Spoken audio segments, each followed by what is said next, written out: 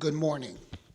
I want to welcome all of you here today and welcome those who are seeing us via live streaming for our Board of Public Utilities agenda meeting. Commissioner Shivakula, would you lead us in the flag salute?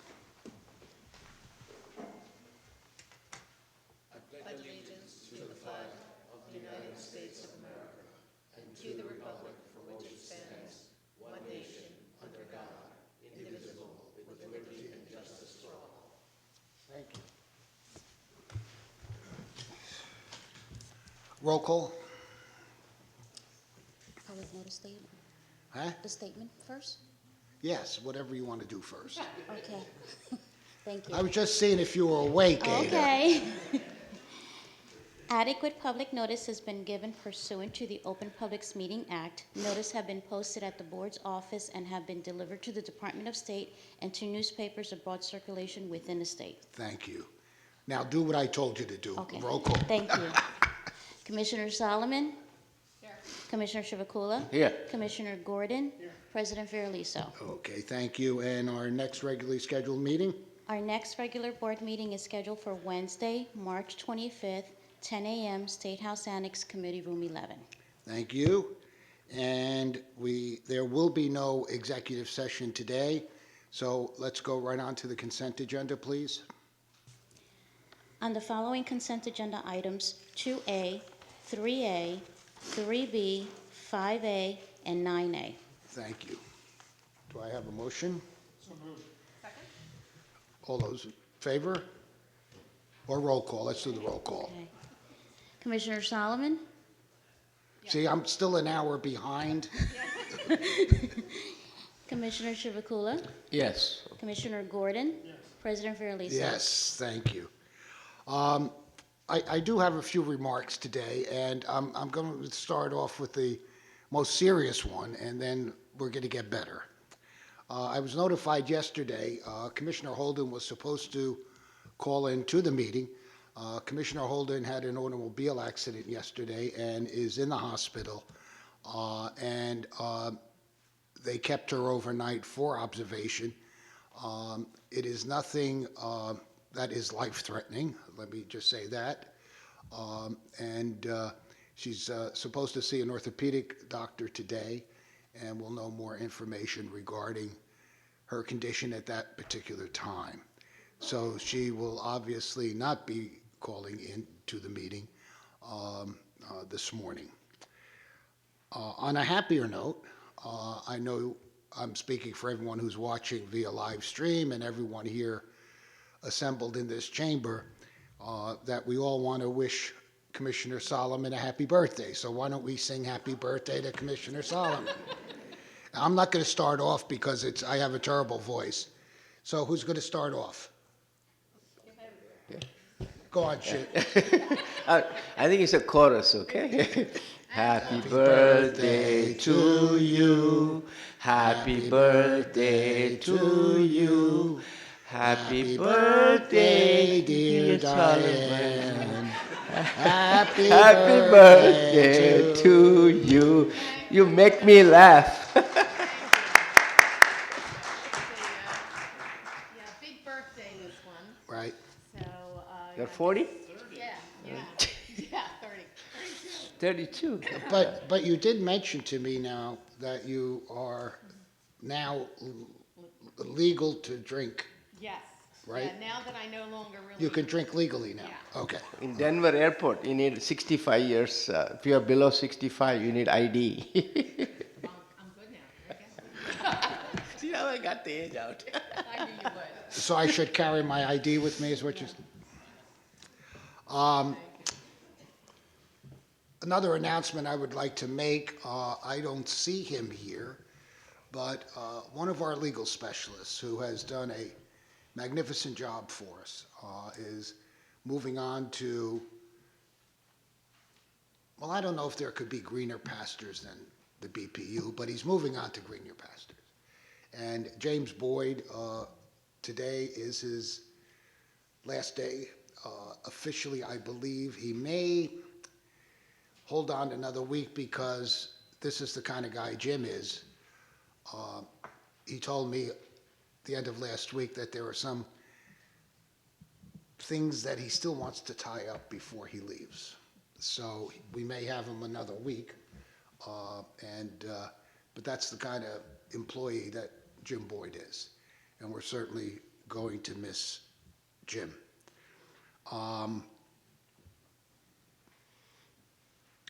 We also have another important part of our BPU family who is retiring. And he's retiring to, as he told me, take care of his grandchildren and to do all the things that his wife has been pestering him to do for 30 years. And Mike Winka is someone who really is an institution within the Board of Public Utilities. And we're still trying to decide what institution to put him in. And but Mike has, when I was nominated to be on the board back in 2005 and 6, Mike was a legend then. And he and Scott Hunter really taught me an awful lot. And at that time, solar was our primary renewable energy, and it's still one of our primary renewable energies, and one that is really has put New Jersey on the map. But Mike has more institutional knowledge and more knowledge in general, and has probably forgotten more than I'll ever know. He's going to be sorely missed. He's going to be irreplaceable. And I know that they're going to have a little gathering for Mike toward the end of the month and so on. But this is the one thing that really kind of upsets me a little bit about how state employees are viewed. And I've said this before. The dedication of the vast majority of state employees should never even be questioned. Mike Winka, along with many other people, spend the hours that are necessary to get the job done. They're not looking at the clock. They're not sitting there wondering when I can get out of this office. They sit there and do the job to the best of their ability to serve the 9 million people who live in this state. So when we look at or talk about state employees for the most part, we have to look at the dedication and the hard work that they put in. And no one exemplifies that more than Mike Winka. So Mike, we're going to miss having you around. And sometimes when you explain things to me, I almost understand them. I always have to remind Mike to speak English when he's talking to me. But your knowledge is going to be sorely missed. And you as a person will be sorely missed here at the board. We have a resolution here for you, Mike.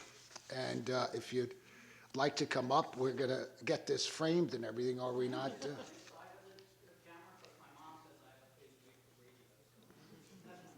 Yeah, I was going to mention that, Mike, but that's right. And what it says, and we're going to take a photo at the end of the meeting if we could, but I'd like to give you an opportunity to say a few words. The last paragraph of this says, therefore, the Board of Public Utilities hereby resolves to recognize Michael Winka, who will retire from state service on April 1, 2020. For his past accomplishments, hereby commends Michael Winka for his significant contributions to this board and to the citizens of the state of New Jersey. And by the affixed signatures, hereby offers our collective best wishes for a very long and happy retirement. Thank you, sir.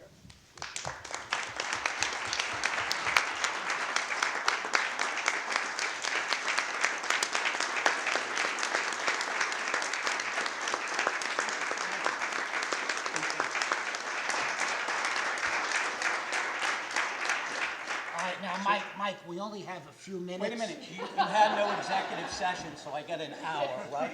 For those of you who remember Mike's presentations of years ago, I've gotten shorter. okay, all right. He has So- to present. I just want to take a moment to remind people that on April 22nd of this year, Wednesday, Earth Day will have a 50th birthday. 50 years we've been doing this, and I've started since the very beginning. We've come a long way from the Cuyahoga River starting on fire every other day. I grew up on the Palisades. There were times when I was growing up that you looked out over New York City and you couldn't see New York City, right, Mike, from the smog. I would go out on my uncle's boat on the river in the Hudson River going fishing for stripers, and the fish would actually jump in the boat because they wanted to get away from the polluted water. And now in Hoboken, they have Family Day on the river. Can you imagine that? It's 50 years and now we can go swimming in the Hudson River. I always wanted to play hooky from school and go swimming in the Hudson River. I can never do that, and that's why I got involved in the environmental science program. So, but in terms of greenhouse, and we've come a long way, but in terms of greenhouse gas emissions and climate change, we have a ways to go, and we don't have 50 years to get it right. The good thing about it is you guys have put together a great roadmap. In terms of the energy master plan and the integrated energy plan, it's a great roadmap, and you're going to implement that. I feel a little, somewhat, just a little sorry, but I won't be here to do some things and poke my finger in some of those things, and it would be great fun to do that. But you guys hired a lot of great, smart people out there that will complement a lot of the existing staff here across the board. You're going to do some great things. I just want to thank you for all the fun I've had, maybe help a little in doing some of these things, and I just hope I pass the audition. Thank you very much.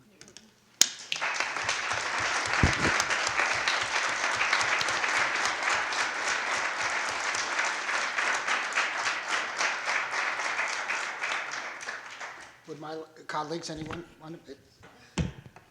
Yeah, I just wanted to ditto your comments, President, but Mike has chosen a very interesting day. April 1st is the April Fool's Day. Mike, are you really retiring this time?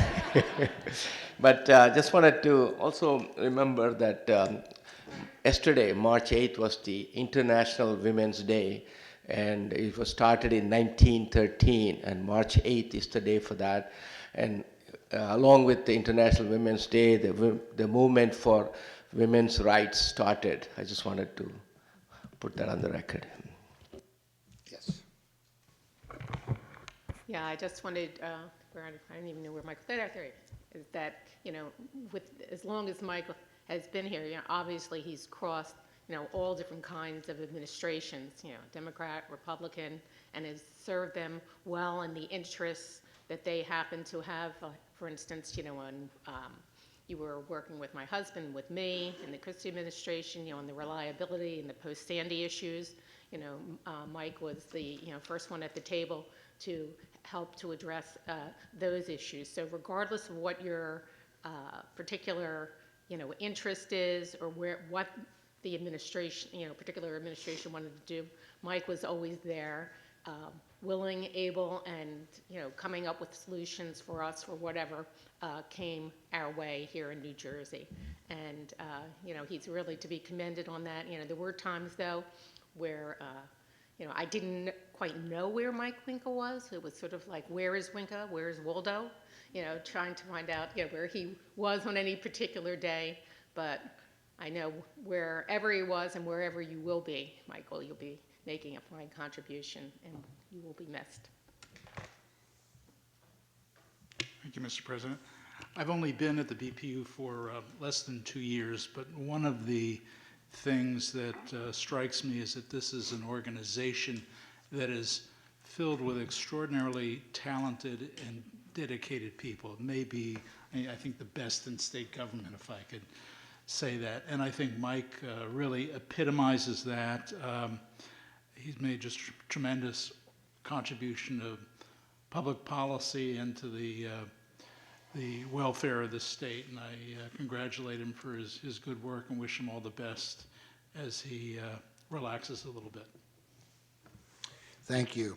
And as Commissioner Chivukula said, yesterday was International Women's Day, and March is Women's History Month, and it is great pleasure for me to commend all of the women that we have hired at the BPU, and some extraordinary people who are dedicated and willing to go the extra mile for every job that's presented to us. And as you well know, a lot has been presented to us, and without the capable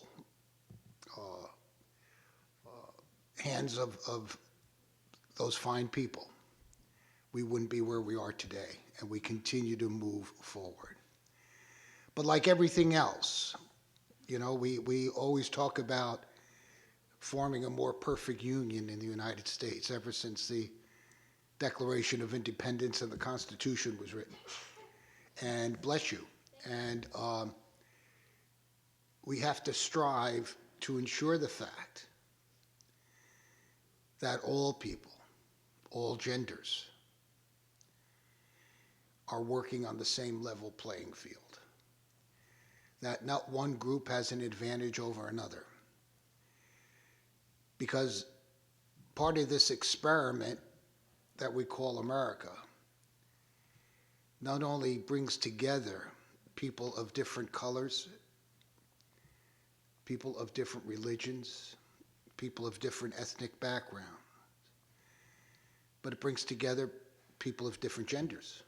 And we're finding out that there are more genders than just two. America is about, in my opinion, creating that level playing field to ensure the fact that we all have a shot. Some of us may not succeed. Some of us may succeed. But the important thing is we have a shot.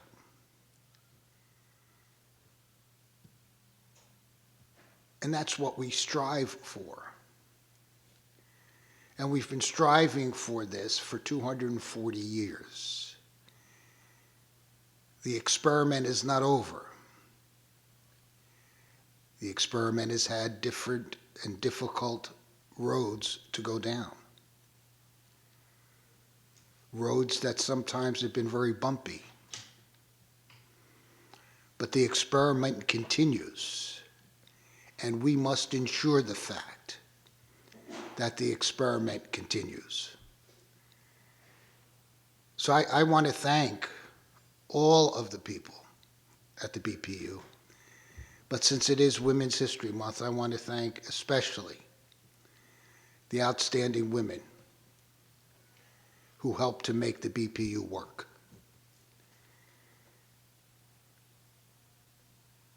So on behalf of the entire BPU, I thank you. I was talking to the various CEOs of our utilities, and they are preparing for the possibility, potentially, of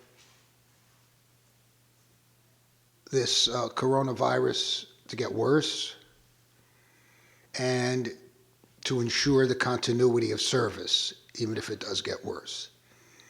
They all have plans in motion, so I want to assure everyone that regardless of where this goes, we will have the necessary utility support that we need. And it's important that we understand that. It's important that we understand, is this a serious situation? Sure. Any disease that's contagious is serious. The flu is serious. Pneumonia is serious. But we can take the necessary precautions, and we can continue to live our lives if we're taking those precautions. As human beings, sometimes we have a tendency to overreact.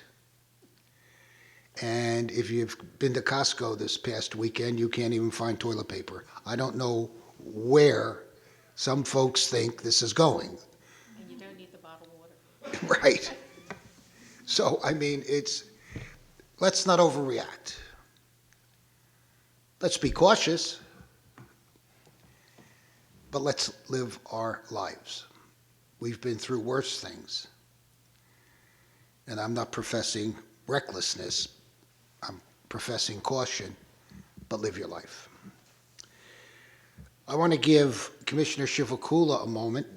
He and Stacy Peterson represented the BPU through the National Association of Regulatory Utility Commissioners to go to Puerto Rico to assist one of America's territories and our fellow American citizens over there in rebuilding, discussing how to rebuild their grid and how to improve their grid as they're rebuilding it. So, Commissioner, did you want to fill us in a little bit here? Thank you, President. And Stacy Peterson and myself, we had the, I guess, privilege to going to San Juan, Puerto Rico, to understand. It's like a mutual aid, trying to understand how we can help them with the policies that we have here to help them with their electric supply as well as the telecommunications policy. The situation in Puerto Rico, of course, the most important thing that they need is money, and they're looking for money from the federal government and other sources where they can get. Because of the Jones Act, they had to pay for everything 30% more, and that actually adds up to many other costs. And they have 3 power plants that are at the southern part of the island, and the major load is up north, and the electricity has to be transmitted across the mountains to the north. And during Hurricane Maria, they lost nearly 16,000 poles, and that created a lot of problems. And the recent 2 earthquakes, which were the north of 6 on the Richter scale, caused one of the power plant to thermal power plant to it was damaged, and there was a crack right in the middle of the boiler, and they are still trying to fix it. It's very difficult to go in when the structural stability is compromised, and so they're working on that. So one of the things they are looking at is trying to see whether they can build a reliable and resilient power supply using the distributed energy resources, and which Stacy Peterson can talk about that more, because we have done our microgrid pilot, and we had 13 applicants selected, and we have accrued some knowledge with respect to distributed. I mean, that the President can talk to Mike Winka about whether his availability on that.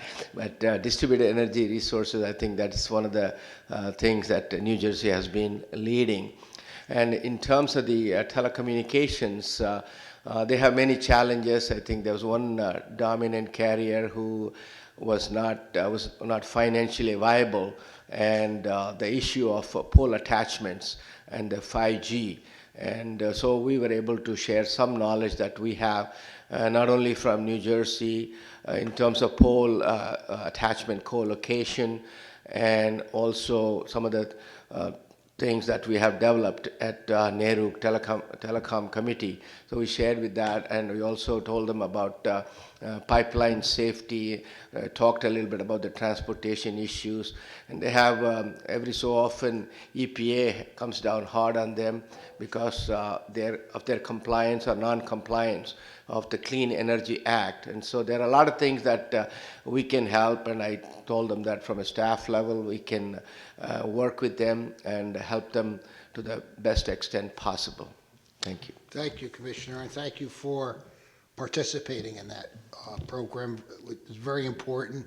As we all know, the devastation that has affected the island of Puerto Rico, not only the hurricane, but then the earthquakes and so on. They have been, both cheeks have been smacked. I mean, really, it's been terrible. Stacy, is there anything you'd like to add to this? Just to say what a privilege it was to be able to participate and in sharing ideas with several other states, including Hawaii, Michigan, Florida, on their experiences on EE, as well as grid resiliency, as you try to navigate new technology and AMI and EE and solar, and rebuild your system while you're bankrupt. It's a monumental task, but I think the sharing of ideas was great, and it was a privilege to be there. Good. Well, thank you for participating and bringing your expertise, and hopefully it's going to help the island of Puerto Rico. Any other commissioners who would like to make any comments? We're good? All right. Just want to wish Commissioner Holden the best, and we Yes. pray for her, and so we miss her. Yeah. Yes. I agree, and I'm sure she'll be fine.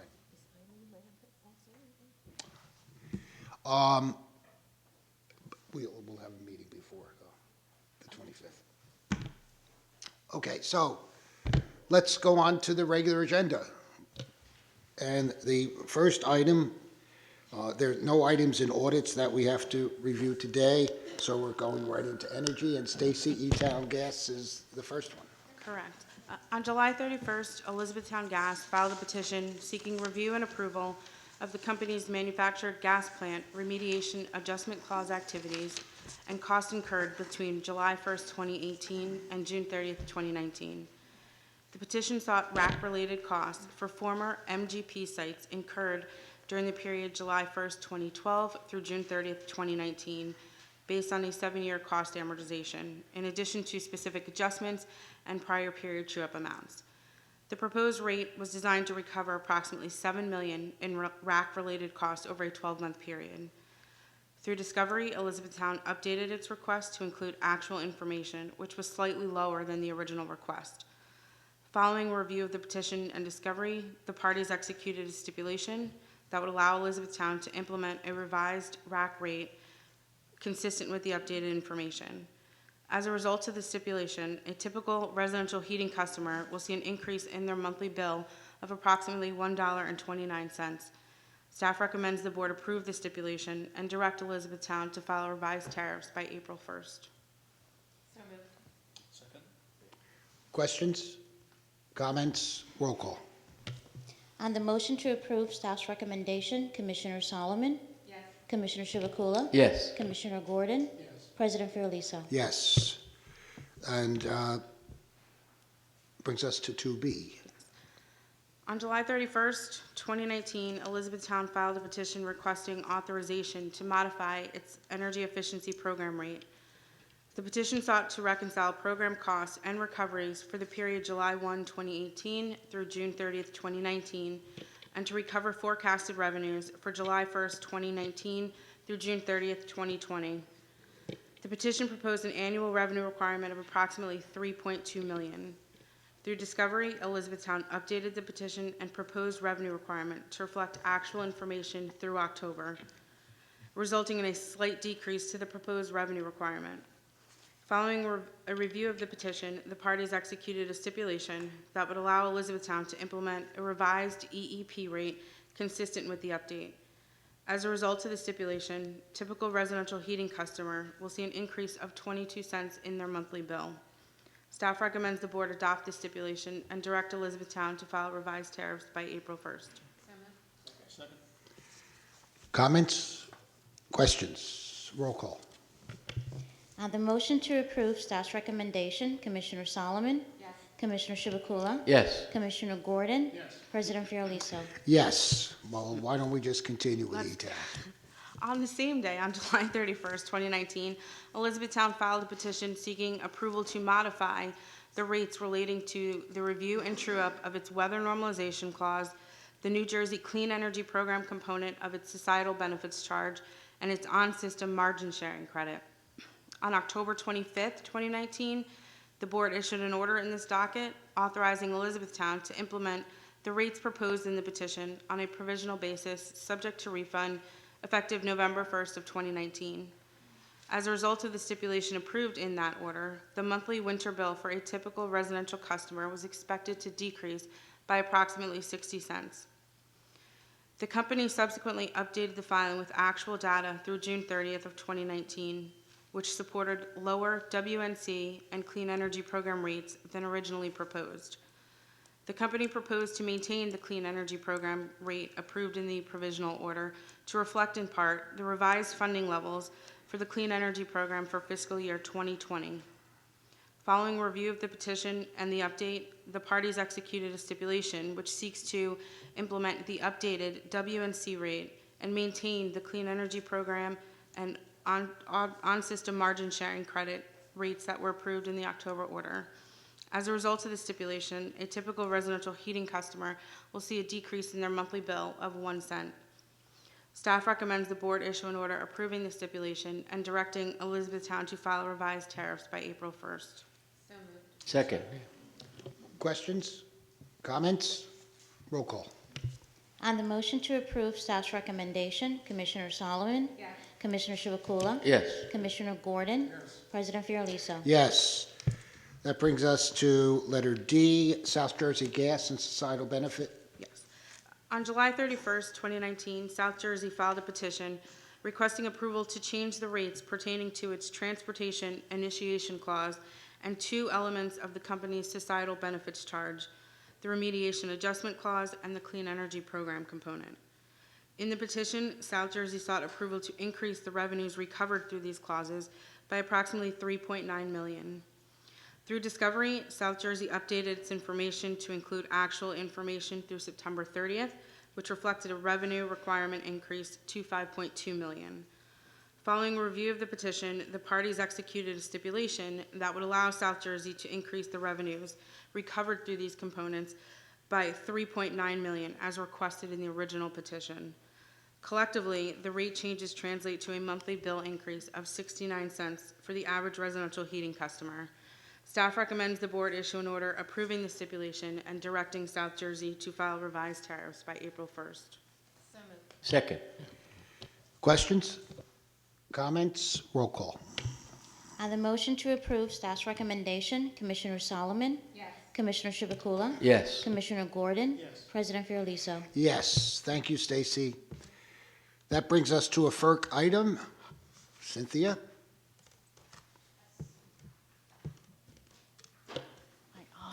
Yes. Good morning, Commissioners. Good morning. This matter involves some revisions to the PJM operating agreement that were the result of a tremendous amount of stakeholder engagement over a decent period of time. PJM ultimately agreed with the stakeholders and put forward this proposed tariff filing, which were revisions to its operating agreement to enable voluntary cost commitment proposals.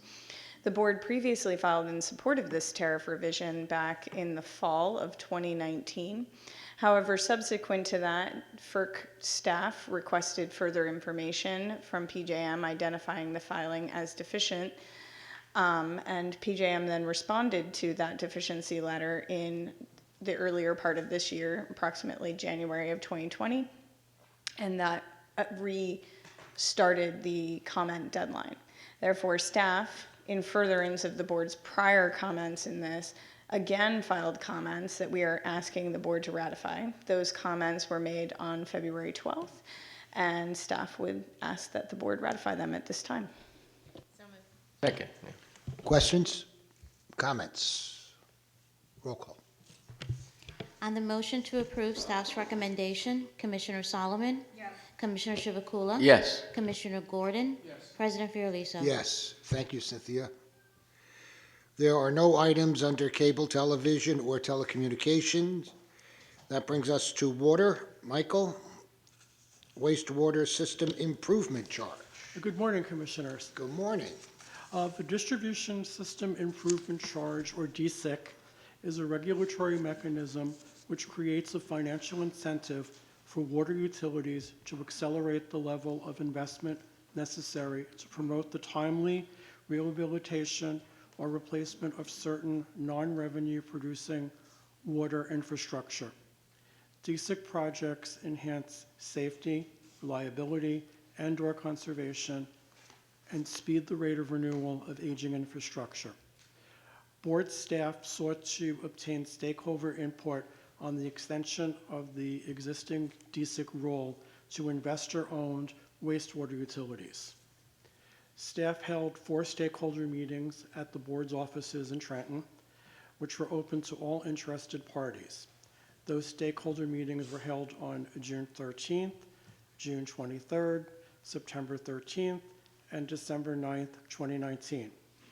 Participants included the Division of Rate Counsel, the Association of Environmental Authorities, or AEA, New Jersey American Water Company and its subsidiary Environmental Disposal Corporation, or EDC, Aqua New Jersey, Atlantic City Sewer Company, the New Jersey Utilities Association, Mount Laurel Township Municipal Utilities Authority, and New Jersey Laborers Employees Corporation and Education Trust.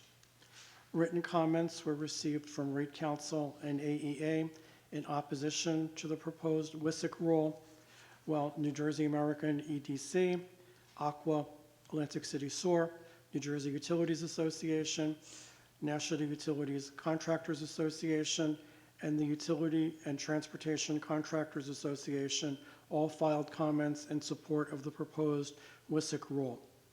Staff believes that the proposed WSIC rule will accelerate the level of investment needed to promote the timely rehabilitation and/or replacement of certain non-revenue producing critical wastewater infrastructure in a systematic, responsible, and cost-effective manner, and staff is therefore recommending that the board approve the attached proposal for the WSIC rule for filing with the Office of Administrative Law and publication in the New Jersey Register. Second. Questions, comments? Yeah, I just have a question, Mike. The economic impact is about $20 to $25. That's what I see the Yes. analysis. Now, why is that high? The $20? Because usually my sewage bill, I have municipal sewage treatment is about $80, and suppose you add another $20, that's significant. Yeah. We believe that the typical storage wastewater customer in New Jersey will pay approximately $2 a month additional for their WSIC charges. So that's approximately $24 annually. So while some customers may notice that, we believe that the cost of postponing infrastructure projects could result in even more significant rate increases as we go forward. Thank you. Commissioner Holden had asked that her comments regarding this be read into the record. She had obviously, as I said before, planned to be on the phone, but I'm going to ask Rob, her aide, to read those comments into the record on her behalf. Rob? Thank you. Good morning, President Fiordalicio and Commissioners. My name is Rob Glover. I'm Commissioner Holden's aide, like you said, and I'm going to read a statement she prepared regarding this matter. My thanks to Mike Kammer and Jim Boyd for getting this rule drafted. While there may not be huge usage of it immediately after adoption, it is critical that we recognize this often neglected, essential public health utility as in dire need of upgrade, repair, and replacement, and get a mechanism in place to meet the growing need. I applaud the stakeholder process and Mike's experience in adding eligible items such as slip lining, a cost-effective method that can extend the life of pipes versus outright replacement. Wastewater collection and treatment systems, critical to any community, is a growing concern, Many communities no longer wish to be in this business and have built their systems to failure. In other words, they have been unable to keep up with their assets' maintenance. As we see the growth of regulated involvement, it is crucial that the board recognize that attention to wastewater system components through a WSIC will enhance public health through safety, reliability, effluent quality, while reducing leaks and breakage into community rights of way, and may reduce energy costs of running these systems by addressing inflow, rain and storm waters entering the collection system, and infiltration, groundwater entering the collection system that overwork treatment plants concurrent with storms. Thank you. Thank you, Rob. And I think it's important to remember that all of these initiatives that we're attempting to do, whether it's in wastewater, whether it's in energy, whether it's regardless of telecommunication, it all comes down to infrastructure. And it all comes down to infrastructure that is vital for the operation of these systems to provide you and me with the service that we expect to get. Infrastructure is not necessarily the sexiest thing in the world. I mean, we don't have parties to show off our next or new wastewater treatment plant generally, but where would we be without them? Where would we be without the infrastructure necessary to carry water from one part to another? Where would we be if we allowed our gas or our electric wires to deteriorate to the point where they were providing the service that we need? Infrastructure drives the economy, and it's extremely important that we as a state stay ahead of that. And it costs money, but it's money that is well spent to maintain the service that's necessary for a vibrant economic environment. Any other comments, thoughts? Roll call. On the motion to approve staff's recommendation, Commissioner Solomon? Yes. Commissioner Chivukula? Yes. Commissioner Gordon? Yes. President Fiordaliso? Yes. Thank you, Mike. There are no items under reliability and security. There are no items under customer assistance. So that brings us to clean energy, where we have a number of items to go through. Ben, how are you? I'm good. How are you doing? Good, thank you. You're going to lead it off. I sure am. Go for it. Great. Item 8A concerns an application submitted under the Large Energy Users Program. Mac Cali Realty LP /101 Hudson Realty has submitted an application requesting a financial incentive of $937,199.21 for the installation of energy conservation measures at 9 different locations across New Jersey.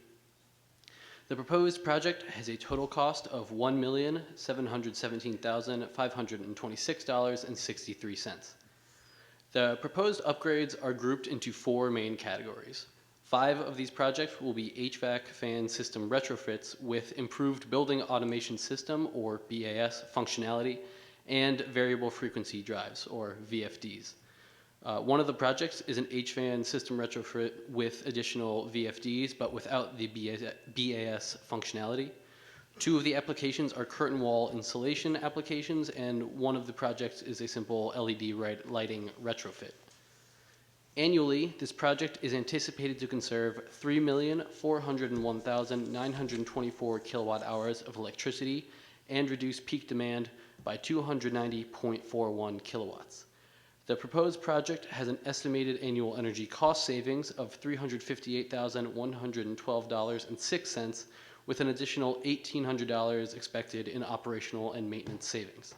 The payback period for this project without incentives is 4.75 years, and when factoring in the incentives, the payback period is reduced to 2.16 years.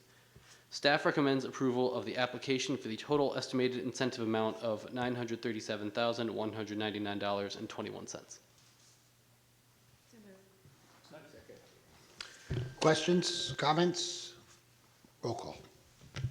On the motion to approve staff's recommendation, Commissioner Solomon? Yes. Commissioner Chivukula? Yes. Commissioner Gordon? Yes. President Fiordaliso? Yes. The next item, Ron, regarding a solar situation that we have to take a look at? Yes. Don't fall. Good morning, Commissioners. On December 13th, 2019, Amsterdam Solar, Inc., doing business as Direct Energy Solar, or Direct Energy, or the petitioner, on behalf of the Children's Hospital of Philadelphia, located in Plainsboro, New Jersey, or CHOP, petitioned the board for a one-year extension to December 29th, 2020 of the project completion deadline for its Solar Renewable Energy Credit Registration Program application, or SRP. At that time, they proposed a 427.02 kilowatt DC carport mounted system that would be net metered. Since this is the second extension request, granting it will require a waiver of the board rule at NJAC 14:8-2.4I, which limits applicants to a single 6-month extension of their initial conditional registration. The petitioner has spent extensive time and effort working with CHOP to develop this project, but it is severely behind schedule due to CHOP's evolving expansion plans that required a redesign and relocation of the solar project that prevented it from completing construction by the end of December, December 29, 2019 first extension deadline. Direct Energy estimate it will require a one-year extension to ensure it can obtain all permits and approvals necessary to complete the solar project, in addition to construction and the necessary inspections. Staff recommends granting petitioner extension for 6 months to June 29, 2020. If Direct Energy is unable to achieve commercial operation of this project by the earlier of the extended dates, the project will no longer be eligible for SRP and will instead be eligible for the applicable solar program open at that time. Second. They feel that they can get this completed, Ron, by June of this year? We don't know, but we know that in June that we think that the 5.1% milestone is going to be hit, and then that's going to cause some, other issues because the program, the SRP program, ends. So we are,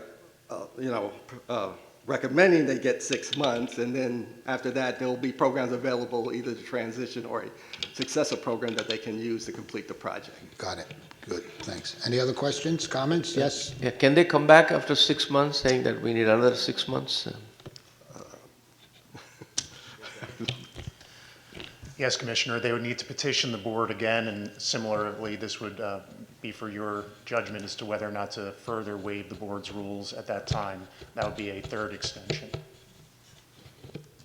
Thank you. Any other questions, comments? Roll call. On the motion to approve staff's recommendation, Commissioner Solomon? Yes. Commissioner Chivukula? Yes. Commissioner Gordon? Yes. President Fiordaliso? Yes, and that brings us to Dakota Power Partners. Thanks, Ron.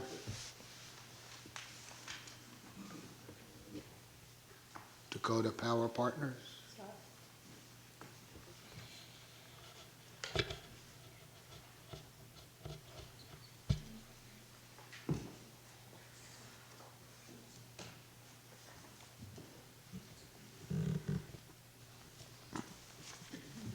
Good morning, Commissioners. Hi, Scott. This matter is largely procedural, responding to a petition that was received from Dakota Power Partners for rulemaking to establish the ability for utility-scale solar, both in-state and out-of-state, to be eligible for Class 1 RECs. The response we're requesting is to defer action on the petition per the rules that address how we're to respond to petitions. Second. Yeah. Comments, questions? Roll call. On the motion to approve staff's recommendation, Commissioner Solomon? Yes. Commissioner Chivukula? Yes. Commissioner Gordon? Yes. President Fiordaliso? Yes. Thank you, Scott. Brings us to Comfort Partners Program. Sherry? Good morning, Commissioners. Good morning. This is the matter of the Clean Energy Programs and budget for fiscal year 2020 Comfort Partners budget revision. New Jersey's Clean Energy Residential Low-Income Comfort Partners Program is an energy savings and energy education program for qualified low-income customers that provides a comprehensive in-home audit, energy conservation measures, and energy education to customers and their families. All efficiency measures and education services under this program are provided free of charge. As I'm sure you know, the program is administered by 6 of New Jersey's investor-owned utilities throughout the state, including Atlantic City Electric, JCP&L, PSC&G, Elizabethtown Gas, New Jersey Natural Gas, and South Jersey Gas. The fiscal year 2020 Comfort Partners budget is $45 million and is funded by the societal benefit charge.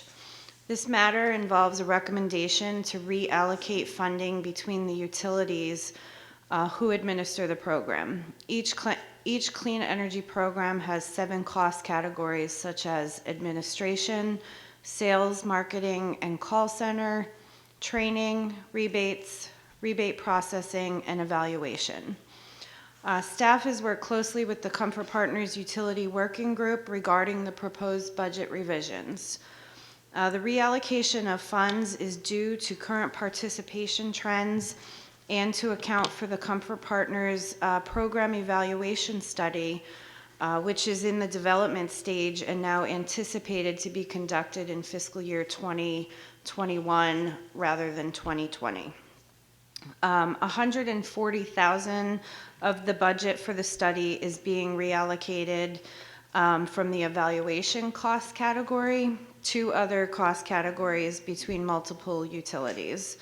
Additionally, other funding is being shifted to appropriately align with the volume of applications and the work being done by each utility. This reallocation will not change the total Comfort Partners budget, which will remain at $45 million. Staff distributed the proposed revised FY20 Comfort Partners compliance filing, including a summary of the proposed budget revisions, to the energy efficiency listserv, posted them on the NJ Clean Energy Program website, and solicited written comments from stakeholders and the public. The proposed budget changes will allow the program to continue to benefit customers and are consistent with the goals of reducing energy usage and ensuring equitable access to energy efficiency programs for all ratepayers. Staff recommends the board approve the process utilized and the budget revisions. Questions?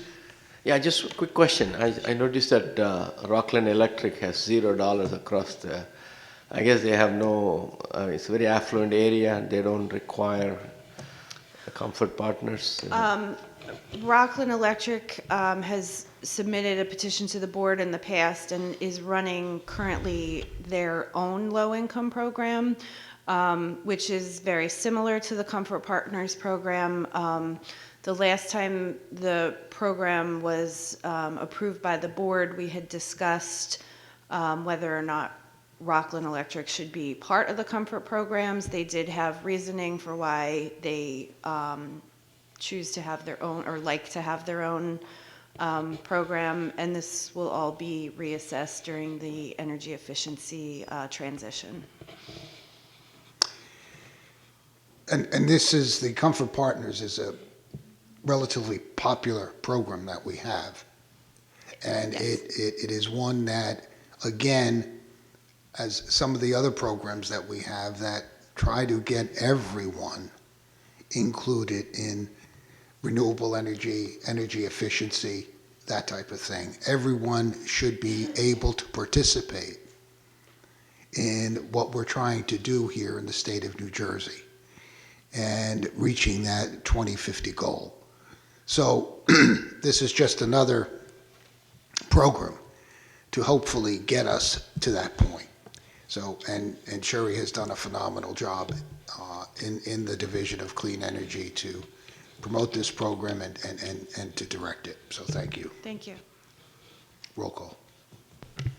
On the motion to approve staff's recommendation, Commissioner Solomon? Yes. Commissioner Chivukula? Yes. Commissioner Gordon? Yes. President Fiordaliso? Yes. And that brings us to item E.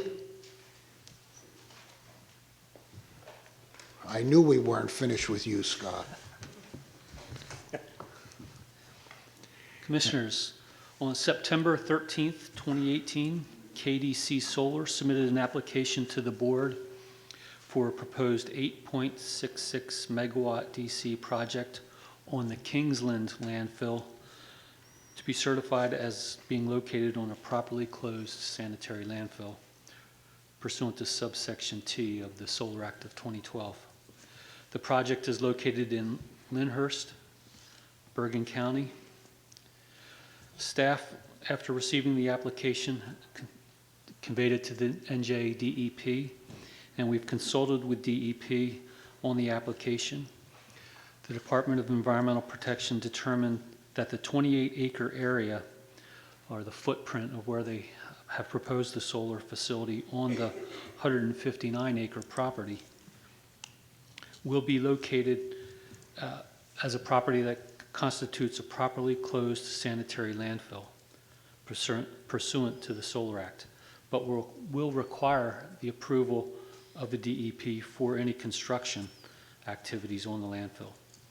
On the basis of the DEP's determination of the land use classification and the status of the site remediation, the information contained in the application and other relevant factors, staff recommends that the board conditionally certify the applicant's project as a properly closed sanitary landfill pursuant to subsection T, and recommends the board's conditions for full certification include compliance with all state and federal law, the DEP's requirements for constructing on the landfill, and since the application was received prior to October 29th, 2018 deadline for a 15-year qualification life for SRECs, staff recommends the board require that the project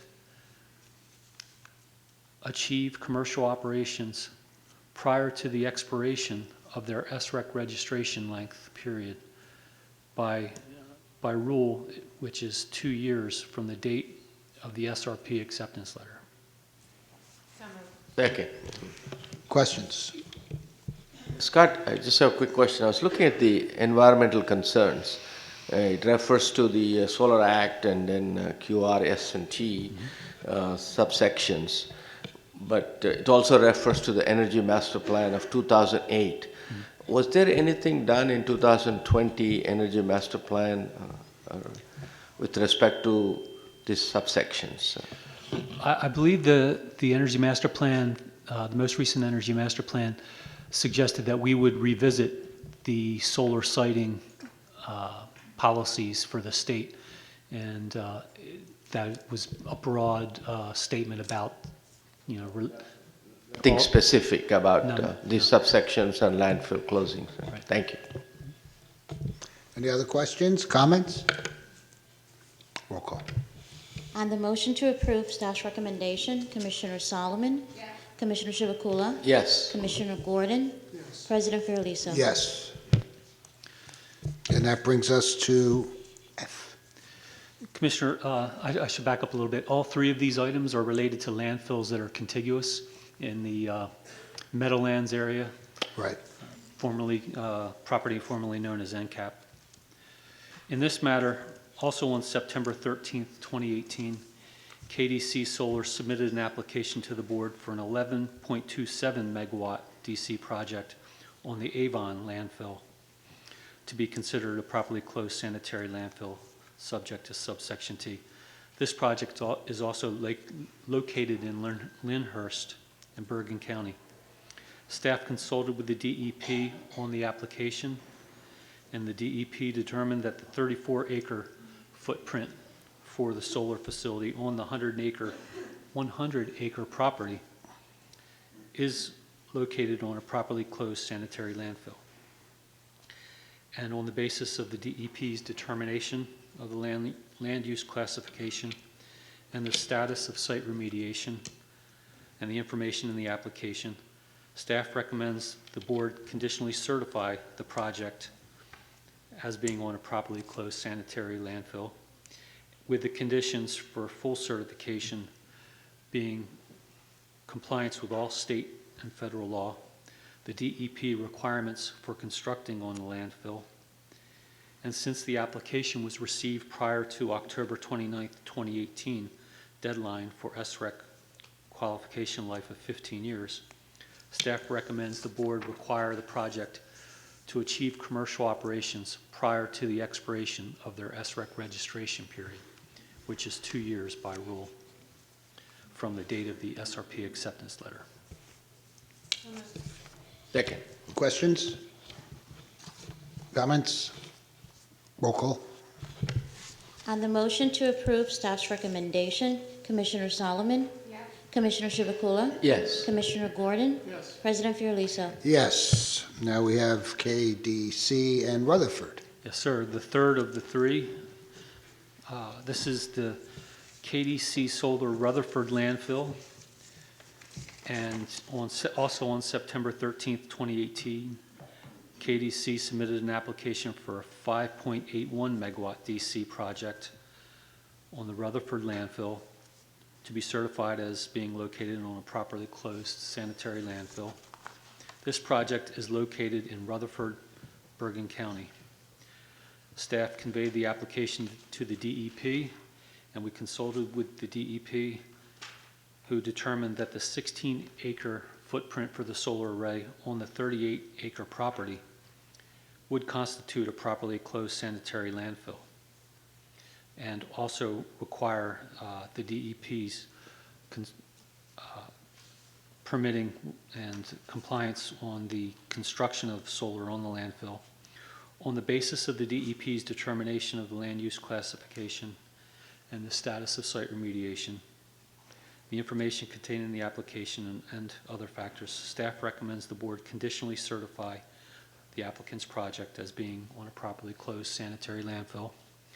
And staff recommends the conditions for full certification include compliance with all state and federal laws, the DEP requirements for constructing on a landfill, and since the application was received before October 29th, 2018, deadline for 15-year SREC qualification life, staff recommends the board require the project to commence commercial operations prior to the expiration of the SREC registration period, which by law or by rule is 2 years from the date of the SRP acceptance letter. Second. Questions? Comments? Roll call. On the motion to approve staff's recommendation, Commissioner Solomon? Yes. Commissioner Chivukula? Yes. Commissioner Gordon? Yes. President Fiordaliso? Yes. Thank you, Scott. And that brings us to H, possible modifications to the Transition Renewable Energy Certificate, or TREX. Good morning, Mr. President. Good Good morning, morning. Commissioners. So on December 6th, 2019, last year, the board approved an order establishing a new solar transition incentive program via the creation of TREX. The transition incentive was designed in part to help maintain compliance with the Clean Energy Act statutory cost caps. In particular, the December 2019 order approved a TREC for which the base compensation value, which is the value of the TREC prior to a factor being applied, that TREC base compensation value was set at $65 per megawatt hour for the first 3 energy years of the Transition Incentive Program, which is energy year 2021, 2022, and 2023, and then increased to $189 per megawatt hour for the remainder of each project's 15-year TI qualification life. In light of recent legislation passed which provides more flexibility to the board in the definition of the cost cap. Staff recommends that the board amend the TREC base compensation value to a flat $152 per megawatt hour for each eligible project's 15-year TREC qualification life. Second. Questions? So it's $152 per megawatt hour, and do we have any idea exactly how many megawatts are, approximately going to fall into that kink period that we're talking about that would be eligible for that type of subsidy? I think it was maybe 400 some. Right. Based on what we currently know of what the pipeline is, our current estimates are between 400 and 500 megawatts, yes. Right. I just wanted to point out, because there's been a lot of discussion about what we're giving to, these zero-based carbon entities as subsidies, and just to take note of the differential in the amount of the subsidies that we're providing, given on the source. I just have a question on the cost cap, right? You have 7% if you don't make use of the difference between 9% to 7% is carried over between certain years. Now, what happens the SREC price between the years from which you are carrying over is lower than the years you're carrying over to? It's not likely, but if it does, what happens? Let's say the SREC prices in the years where you did not, you fall below the cost cap. Let's say it's $120, and then when you shift it over that 2% or whatever it is over to the future years beyond 2024 or whatever. Let's say that the SREC price is $140. I think part of this is the ongoing process of defining how the board is going to be addressing the cost cap and how that calculation happens. And I think part of this is going to be an annual process of keeping track of all of the different components of the cost of the Class 1 resources in the state and how those track along with the cost cap. In other words, the statute is not very clear how to handle that. Thank you. Any other comments? Roll call. On the motion to approve staff's recommendation, Commissioner Solomon? Yes. Commissioner Shubakula? Yes. Commissioner Gordon? Yes. President Fiordaliso? Yes, thank you, Ariane. And that brings us to letter I regarding electric vehicle incentive program. Ashley Lynn, how are you today? Hello. Good morning. This matter is to consider staff's recommendations on several items regarding the Clean Fleet Electric Vehicle Incentive Program.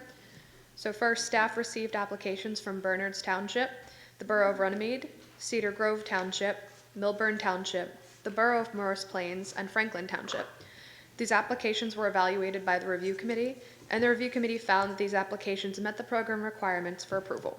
Staff recommends that the board authorize the approval of these applications, as well as authorize staff to disperse the grants associated with these applications in accordance with BPU procedures.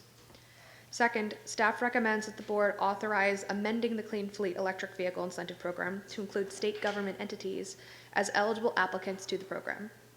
Finally, staff recommends that the board authorize staff to approve applications and disperse funds for the Clean Fleet Electric Vehicle Incentive Program through June 30th, 2020, in accordance with the program and board requirements. Second, yeah. Questions? You have mentioned Franklin Township. There are about 5 of them with the name Franklin. Which county is there? I believe that it's the one that's located in Middlesex County. I believe it's the one that's located in Middlesex. No, there's no Franklin, Middlesex. It should be Somerset County, maybe. That's the closest one. Somerset County, my apologies okay. for that. That's the one we don't want, right? That's where I live, yeah, so. Yes. And, I understand that there's, different pots of money that is available. This is for the federal grant as compared to what was the legislature passed in terms of individual vehicles.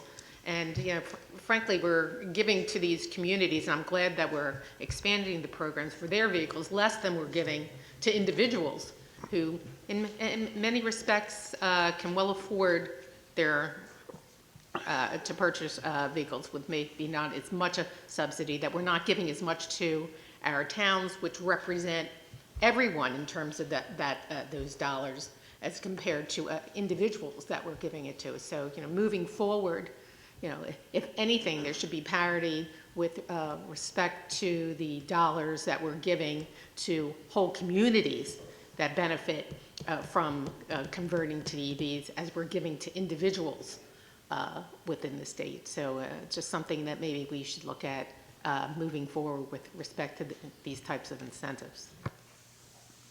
Any other comments, questions? Roll call. On the motion to approve staff's recommendation, Commissioner Solomon? Yes. Commissioner Chivukula? Yes. Commissioner Gordon? Yes. President Fiordaliso? Yes, thank you, Ashley Lynn. There are no items under miscellaneous. If there are no other items to be brought before us, I will entertain a motion to adjourn. All those in favor? Aye, we're adjourned.